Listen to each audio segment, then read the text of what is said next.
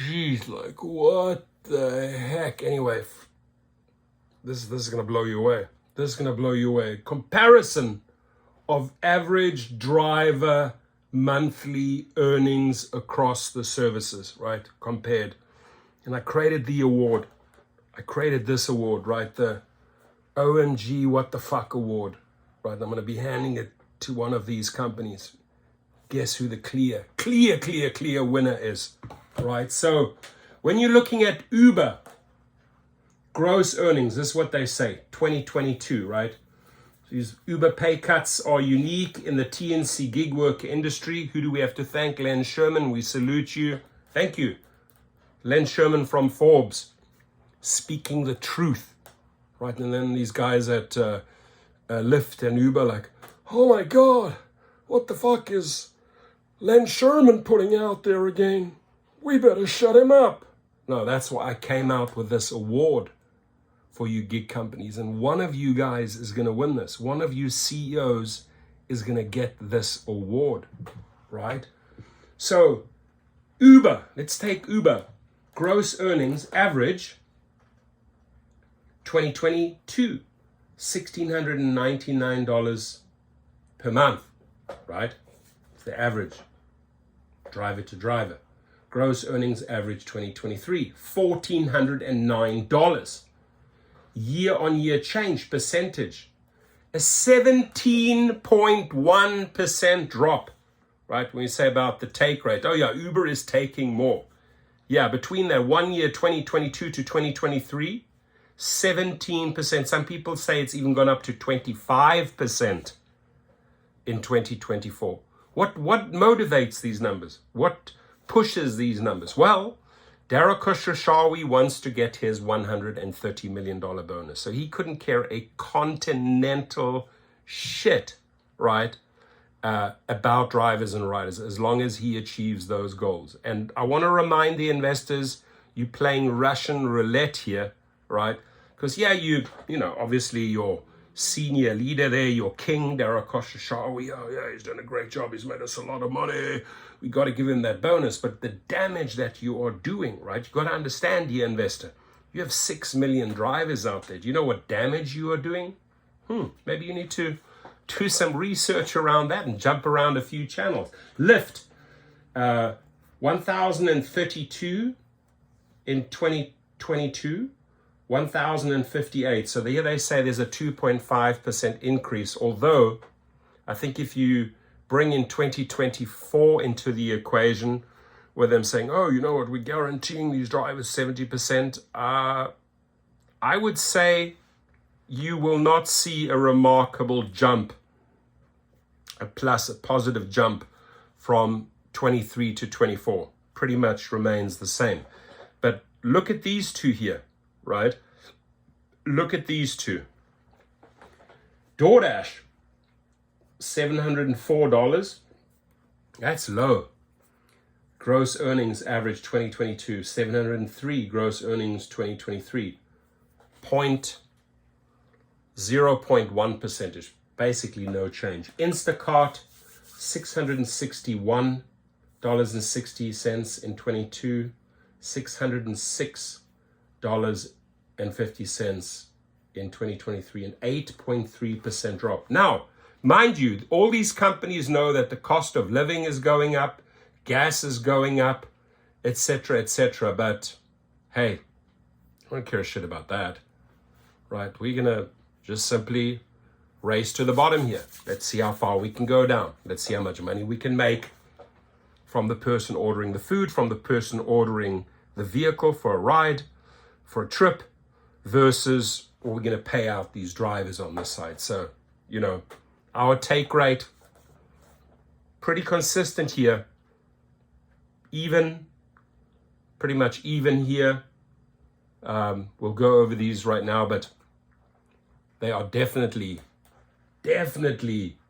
paying out less to rideshare drivers and food delivery drivers across the board. Uber Eats, $558. That's gross earnings per month. That's pathetic, right? 2023, $472. $472. If minus 15.4%, right? So it's going down. Very close to the Uber rideshare that's gone down 17%. But if you want to look at Uber Eats, right, all I have to do is I have to show you this number, this $2 theme here, right? They're pushing this like crazy in the delivery world of Uber Eats. Look at the stats here. I mean, you are supposed to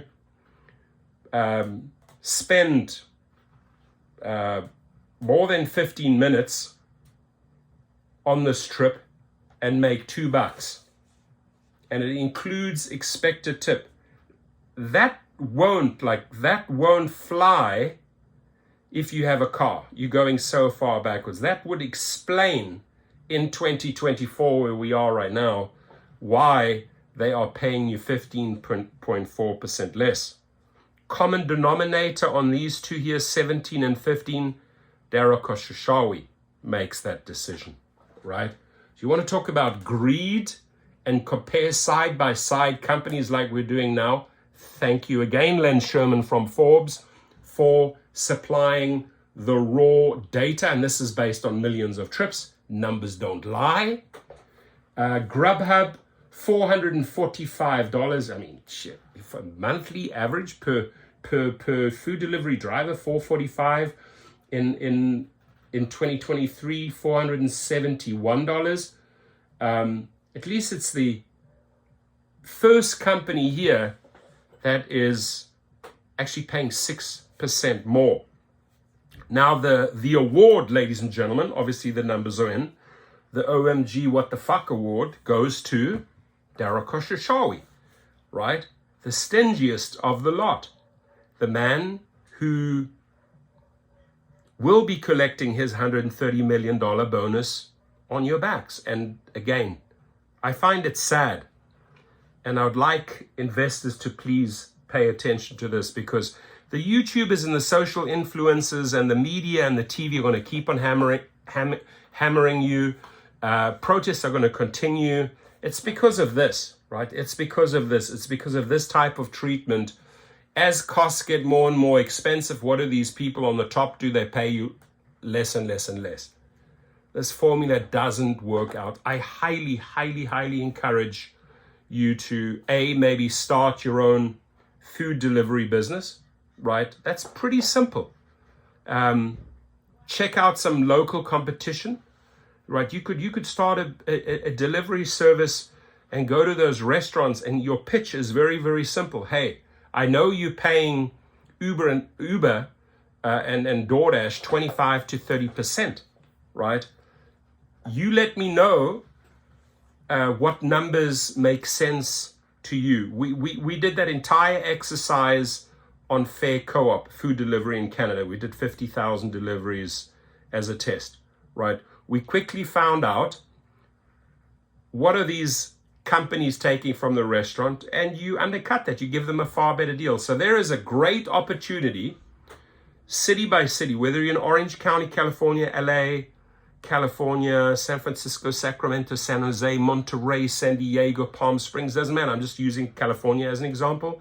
It's a great opportunity to set up a food delivery service, right? All you have to do is look at all the companies, right? Look at all the companies that are represented on DoorDash and Uber Eats, meaning they are integrated in the system. They have already been schooled, and you approach those.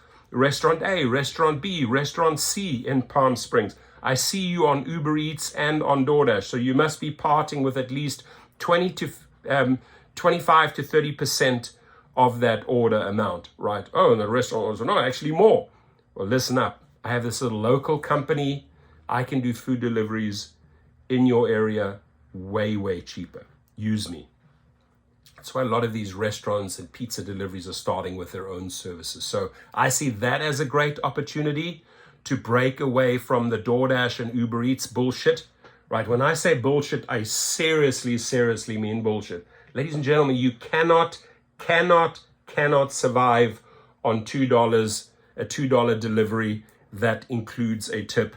and they want you to zoom around town for 15 minutes. And that's 15 minutes on the low side, because you still have to go and park your car. You still really, and that takes time, right? And you still have to go into the restaurant and maybe wait till you are served or handed the package. Maybe it's already ready. You walk in and say, hey, I'm picking up for so-and-so. Oh, show us, identify yourself, boom, and out you walk. But still walking in, walking out, or waiting, or going back to your car with the possibility of even getting a citation, a parking fine. You can't. I'm sorry.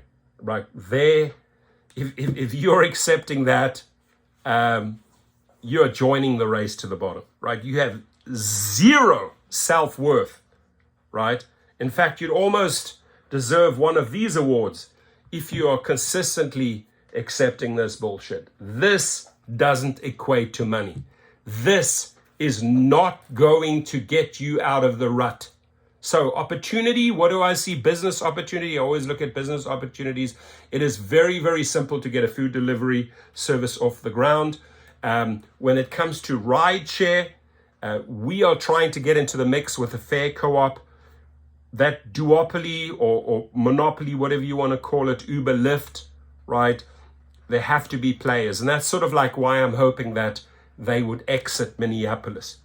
And they've shown way back in the past, once they exited Austin, the little guys came in, it became more competitive, drivers were paid better, and people were making way, way, way more money in Austin. And then back they crawled back in. But Minneapolis, so what? Leave, right? And Mayor Frey, like how much money? How much money did you receive from Uber and Lyft to actually veto a 9-4 decision, right, in the favor of drivers? Just sorry, I'm going a little bit of course here, but this is what you have to take into consideration. So on the rideshare side, yes, you can go out and start your own app. Not easy. You need some big investment, but more importantly, use those platforms, Uber and Lyft, to convert your private client. Remember, you're an independent contractor. You can make independent decisions without any retaliation. You just have to look at their terms of service. They call you the person that fulfills the request. There's the requester and it's you. It's between the two of you. So you can start soliciting private clients all day long, convert all those Uber and Lyft clients that you have had a great trip with, a fantastic trip, convert them, push them over into your LLC and get the right paperwork going in your state, whether it's TCP, transport charter permit in California. You're looking at $800 to $1,000. You got to get the commercial insurance. You got to get yourself a little bit of a bigger car, maybe a Toyota Sienna minivan or a Suburban or a Cadillac, depending how you like to roll. But that's where the real money is, right? Many, many days now with my broken leg where I can't drive my clients, I am literally kissing away $15,000 a month, 15 grand minimum each month. And my backup drivers are smiling. They're getting all these trips. And I've chosen the best of my best backup drivers, right, to service my clients. But how did I get there? I took Uber and Lyft clients all day long and converted them into my private clients. I have 350 plus private clients right now, not working at the moment, but offering these trips to my backup drivers for a 20% commission, meaning the Madonna concert, for example, where she serviced my client $500 for the evening, right? My 20% cut was $100. I didn't even do the trip. What did I do? I took the client from Uber and Lyft. I serviced them for years and years and years. I got into this accident. I'm handing it over as a 20% commission to a backup driver. So even if things go wrong, even if you do get into an accident and you're out of commission like me for a few months, you're still making money. I teach you that formula at Gig Rocket below at the private chauffeur course. Ladies and gentlemen, negative 17% in 2023. They say negative 25% in 2024. On the Uber Eats, negative 15%. The trend is like this, right? They are making more and more. You are getting paid less and less and less. It's not right. It's unfair. only you can do something about this, right? Only you can do it. And now I have a lot of people that reach out to me and they're frustrated, they're angry, like, what can I do? I try to steer them in the right direction. This is the wrong direction. This is only helping and serving the investors and the executives, making them a boatload of money. But I do believe they're doing so much damage, right? So much damage where they continue with that same downhill trend. Oh, let's pay them less, let's pay them less, let's pay them less. We've reached rock bottom. This, my friends, is rock bottom. There were countless people sharing $0 deliveries, right? And I thought it was a glitch, and it's actually probably not even a glitch. They're banking on the fact that you take a $0 offer with the hopes to make a tip. Maybe it's just maybe it's a $0 offer because the food is only 2-3 streets away, the delivery point in a building. They are banking on the fact that the guy goes down there, picks it up on their bicycle, and is going to get a tip. I would definitely show that person who ordered the food, by the way, this is what I got. Or by the way, they offered me $0. Here it is, right? Get a little bit of sympathy from them. Make them understand how shrewd, how greedy these people like Dara Khosrowshahi are. So there we go, Dara. I'm going to get a little chain around so we can hang this around Dara's neck. That's his little award there, right? He gets the OMG WTF award. Why? Well, very simple. Look at those numbers. I bless you all. I try to make a little bit of funny, make my videos a little funny. I try to make it a little serious, but at the end of the day, I think the message is loud and clear, right? If you're not happy with this, do something about this. And I think full-time is absolutely not worth it anymore. You know, maybe part-time. Maybe you put in a couple of hours on a Friday or a Saturday night, or maybe 2 or 3 hours in the very early morning from maybe 4 to 7 or 8 a.m. before you take your kids to school, right? But full-time, nah, no, nada, niet, nichts. The money's not there anymore, ladies and gentlemen. Your comments, please.